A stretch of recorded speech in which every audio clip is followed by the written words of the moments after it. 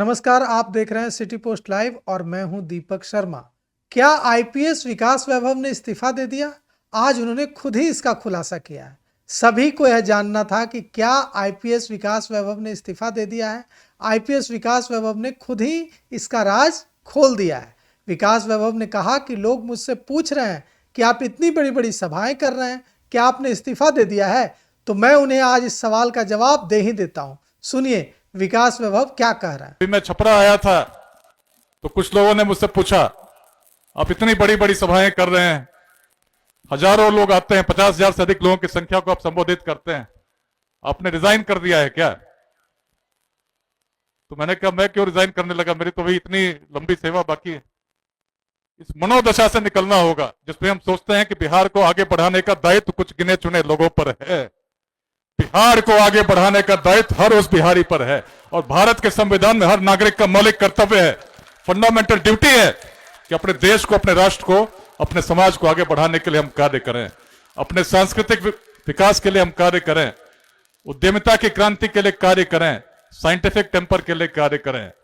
पिछले 3.5 वर्षों से सोमवार से शुक्रवार कार्यालय के सभी दायित्वों को निभाते हुए गृह विभाग में विशेष सचिव था, सबसे व्यस्त चार्ज था, उस समय अभियान शुरू हुआ था।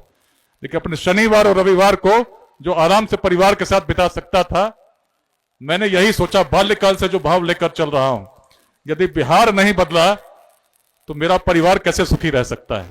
पूरा बिहार ही तो मेरा परिवार है। परिवार से मैंने अनुमति मांगी। मेरी बेटी 12th में पढ़ती है, बेटा 7th में है। निश्चित है परिवार को भी कठिनाई होती है, लेकिन मन में संकल्प बड़ा स्पष्ट है। जब पूरे बिहार को परिवार के रूप में देखता हूं तो एक एक व्यक्ति जो किसी दूसरे गांव में बैठा हो, मन में इच्छा होती है कि बिहार से इसको बाहर जाने की आवश्यकता नहीं हो। और जब तक हम इस प्रकार के खंड खंड में बटे रहेंगे, ऐसा नहीं हो सकता है। प्राचीन बिहार से सीखने की जरूरत है। जिस बिहार में हम अखंड भारत के उस साम्राज्य का निर्माण कर सके, उसमें जातियां तब भी थीं, लेकिन इस प्रकार का जातिवाद अगर रहा होता जिसमें हम संघर्ष करते हैं, तो मगध में कभी नंद वंश का उदय नहीं होता। जो सबसे निम्न वर्ग से आते थे, ऐसे व्यक्ति शासक बन सकते हैं, ऐसी अवधारणा देने की महान भूमि हमारी बिहार की भूमि रही।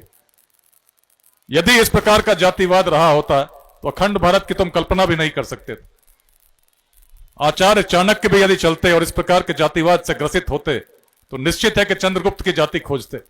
अलग लोग थे हम, तभी हम वैशाली को स्थापित कर सके जिसकी आधार जाति नहीं थी। अलग अलग संप्रदाय को मानने वाले लोग भी उस वैशाली के संथागार में एक भाव से अपने गणाधिपति और गण परिषद का चयन किया करते थे। यह हमारा इतिहास है, वेदांत की धरती रही है। कल शमाइल अहमद जी के साथ गोपालगंज में थे, गोपालगंज के सारे शिक्षकों को संबोधित कर रहे थे।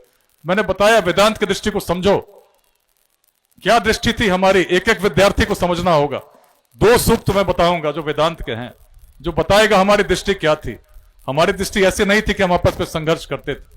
तो सुना आपने, आईपीएस विकास वैभव कह रहे हैं कि जनता से जुड़ने और बिहार को उसका गौरव फिर से याद दिलाने के लिए इस्तीफा देने की जरूरत नहीं है। एक आईपीएस अधिकारी के रूप में जो मेरा कर्तव्य है उसे पूरा करने के बाद मैं आराम करने के बजाय बिहार में घूम घूम कर लोगों को याद दिलाता हूं कि बिहार जाति के बंधनों में जकड़ा नहीं था, तभी हमारे पास वैशाली थी। और अगर हमें फिर से अपना गौरव हासिल करना है तो हमें जाति के बंधनों से ऊपर उठना होगा।